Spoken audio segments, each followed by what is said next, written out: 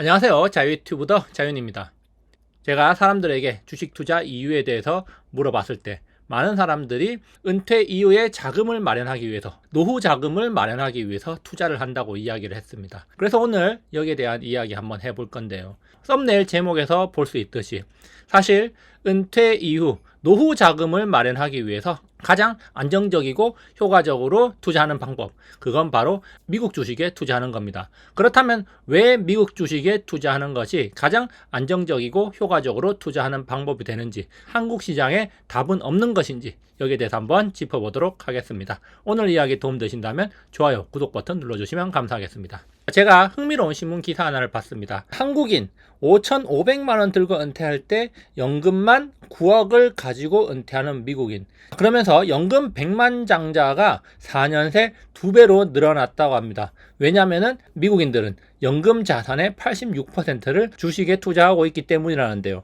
반면에 한국은 퇴직연금 평균 잔액이 5,500만 원이라고 합니다. 자, 이렇게 큰 차이가 나는 이유, 비슷한 기간 동안 일을 하고 퇴직을 했을 때 자, 이렇게 큰 차이가 나는 이유가 뭘까요? 물론 경제력의 차이, 환경의 차이도 있겠지만 중간에 쓰는 돈은 아마도 미국 사람들이 더 많을 겁니다. 그럼에도 불구하고 한국 사람들은 퇴직했을 때 손에 쥐는 돈이 얼마 되지 않는다는 건데, 왜 이런 차이가 발생하는 걸까? 그것에 대해서 좀 알 필요가 있어 보입니다. 과연 이것이 단순하게 미국과 한국이라는 시장의 차이, 국가 경제 규모, 국가 파워의 차이 때문일까? 물론 그런 것들이 영향을 줄 수도 있겠지만 좀 더 근본으로 들어가 본다면은 이것은 탄탄한 국가 금융 시스템의 차이에서 온다고 말할 수가 있습니다. 그리고 미국은 패권 국가의 장점을 가졌다는 거죠. 자, 여기에서 패권은 다양한 분야가 있겠지만 그 중에서도 금융 패권을 가진 국가라는 점이 가장 큰 플러스 요인이라고 할 수 있습니다.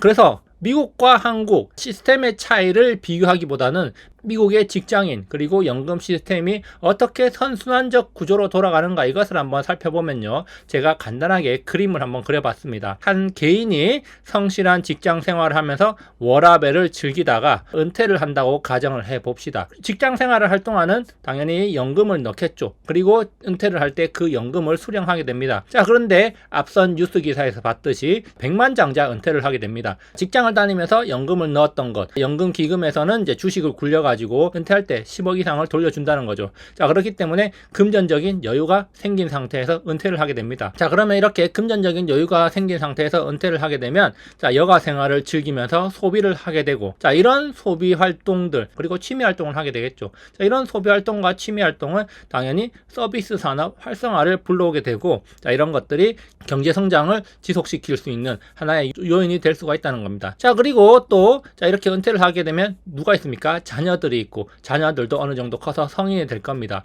아직 다 커서 독립을 하지 못했다면 자녀 또는 손주들에 대한 경제적 서포트. 자, 내가 은퇴를 하고 나서도 현금을 10억 이상 가지고 있고 꾸준히 주식 투자를 하고 있다면은 금전적으로 여유가 있을 수 있습니다. 그렇기 때문에 경제적으로 서포트가 가능하고, 자, 이 성인 자녀 같은 경우는 사회생활을 하게 되겠죠. 자, 이 사회생활을 하는 성인 자녀 입장에서도 부모를 부양할 부담이 없다는 겁니다. 금전적인 도움이 전혀 필요 없다는 거죠. 그렇기 때문에 이 성인 자녀 역시도 부모 부양 부담이 없기 때문에 자, 경제적으로 어느 정도 여유가 생긴다는 겁니다. 자, 그러면서 또 뭘 합니까? 경제 활동을 하게 되죠. 자, 이렇게 자녀 역시 경제 활동을 하게 되고, 자, 마찬가지로 성실한 직장 생활, 워라밸을 즐기면서 경제 활동을 영위하게 됩니다. 자, 이런 선순환적인 구조가 형성되고, 자, 경제 성장이 지속된다는 거죠. 그러면서 계속해서 사회 전체적인 부의 크기 그리고 개인의 부가 계속 확장되는 그런 선순환적인 구조를 가지게 된다는 겁니다.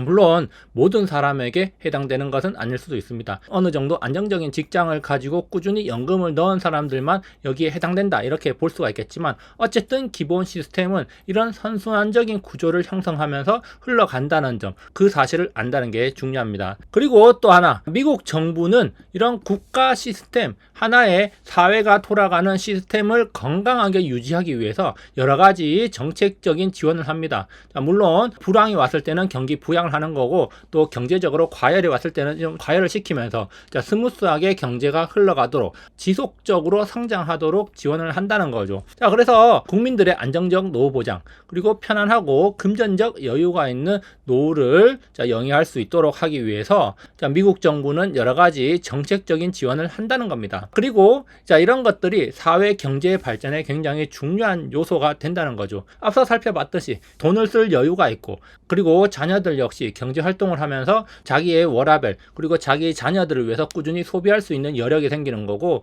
그런 것들이 경제 발전에 도움이 된다는 거죠. 자, 그래서 이런 선순환적인 구조가 만들어지기 때문에 미국 정부는 국민연금 자산의 86%가 결코 사라지거나 줄어들지 않도록 여러 가지 정책적 지원을 할 거란 말입니다. 자산이 늘어나서 경제 성장에 기여할 수 있도록 만들어 준다는 겁니다. 그렇게 했을 때 오히려 미국 국가 시스템이 더욱더 안정적이고 견고하게 발전을 하는 것이지, 갑작스럽게 국민 대다수의 연금 자산이 반으로 쪼그라들었다, 그렇게 된다면 굉장히 큰 불황이 찾아오고 시스템에 균열이 가고, 그런 것들을 회복하는 데는 굉장히 많은 에너지와 시간이 필요하기 때문에 미국 정부 입장에서는 그런 일이 발생하지 않도록 노력을 할 거라는 겁니다. 안정적으로 성장하고 국민들의 부가 조금이나마 더 늘어날 수 있도록 그런 정책을 펼친다는 거죠. 대표적으로 2023년에 어떤 사건이 있었습니까? 미국 지방은행의 붕괴 위기가 찾아와서 미국 정부 재무부에서 나서서 그 위기를 수습했습니다. 자, 그리고 나서 옐런이 이런 이야기를 했죠. 경제 전망이 꽤 밝다. 경기 침체는 예측하지 않는다. 미국 경제 시스템, 금융 시스템은 굉장히 견고하다. 이런 말을 하면서 미국 경제가 견고하게 잘 굴러가고 있다는 걸 이야기했습니다. 그리고 또 한 가지, 언제든지 위기가 찾아왔을 때 미국 정부가 나설 준비가 되어 있다는 점도 강하게 어필했죠. 그렇기 때문에 사회적 혼란은 빠르게 수습됐고, 사람들은 크게 동요하지 않고 미국 정부의 말을 믿고 일상으로 돌아왔고, 그리고 실제로 금융 시스템, 시장 시스템은 안정적으로 빠르게 돌아갔다는 점이죠. 금융 시스템, 금융 시장은 굉장히 중요합니다. 특히 미국은 금융 시장을 안정적으로 유지하기 위해서 많은 노력을 하고 있습니다. 그리고 금융시장 중에서도 주식시장은 미국 사회에 굉장히 중요하죠. 앞서 살펴봤듯이 연금자산의 86%가 주식시장에 투자하고 있기 때문에 미국 정부 입장에서는 주식시장이 안정적으로 굴러가는 것이 굉장히 중요하다는 거죠. 그래서 미국 시장 같은 경우는 금융범죄, 특히 주식과 관련해서 부정이 발각되면 엄벌에 처하는 걸로 유명하죠. 이런 강력한 처벌이 범죄 발생을 막아서 깨끗한 시장이 유지되도록, 시스템이 견고하게 돌아가도록 유지되는 역할을 하는 겁니다. 자, 그래서 뉴스 기사 타이틀 제가 몇 개 가져와 봤는데, 미국 같은 경우는 내부자 거래 행위가 적발되면 종신형에 처한다고 하죠.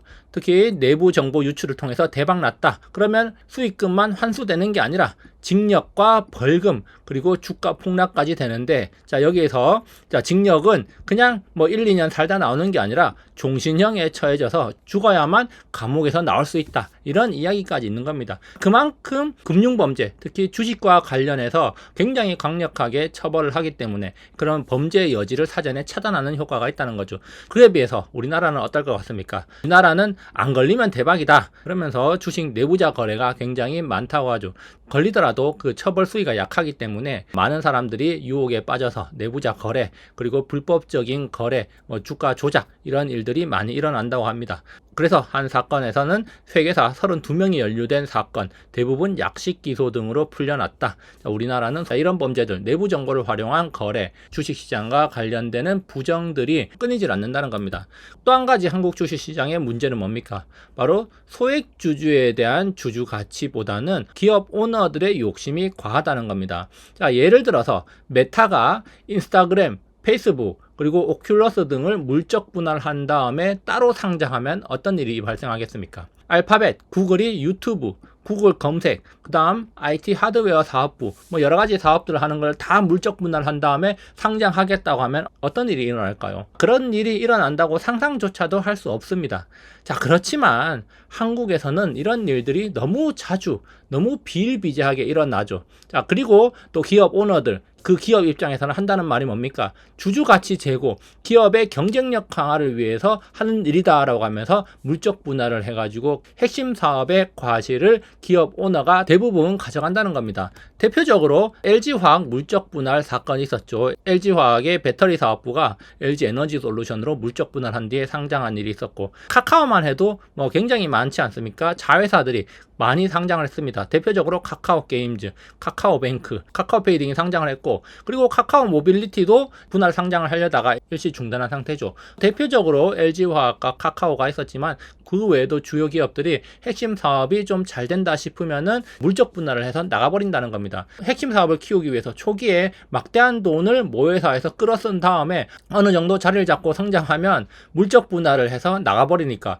그동안 그 사업만 바라보고 있던 소액주주들은 닥쳤던 개의 지붕 쳐다보는 꼴이 되는 거죠. 그렇게 뒤통수를 치는 일이 요즘에도 비일비재하게 일어나고 있습니다. 뭐 SK이노베이션 같은 경우도 SK온을 물적 분할 후에 상장하려고 그러는데 워낙 이런 일들이 이슈화가 되고 말이 많으니까 지금 잠정 중단하고 다른 대안을 생각하고 있다, 이런 이야기까지 나오고 있죠. 어쨌든 이런 일들이 한국 시장에는 너무 비일비재하게 일어나면서 쪼개기 상장, 분할 상장으로 인한 시장 교란, 시장 전체적인 부정적 영향, 이런 것들이 많이 발생한다, 이런 이야기들이 나오고 있습니다. 그렇기 때문에 사실 한국 시장 소액 주주에 대한 배려가 너무 없는 시장이다, 이런 점에서 또 미국 시장하고 차이가 난다, 이렇게 볼 수가 있습니다. 그렇기 때문에 개인적으로는 주주가치 제고, 이것도 필요하지만 제도적인 정비가 좀 필요하지 않을까. 시스템을 정비하고 금융범죄 위법에 대해서 엄벌을 처하면 안 되는 것일까, 좀 이런 게 됐으면 좋겠는데 아직도 범죄에 대한 처벌 수위는 굉장히 낮습니다. 자, 그리고 주주가치 제고, 건강한 금융환경 조성을 위해서 사법체계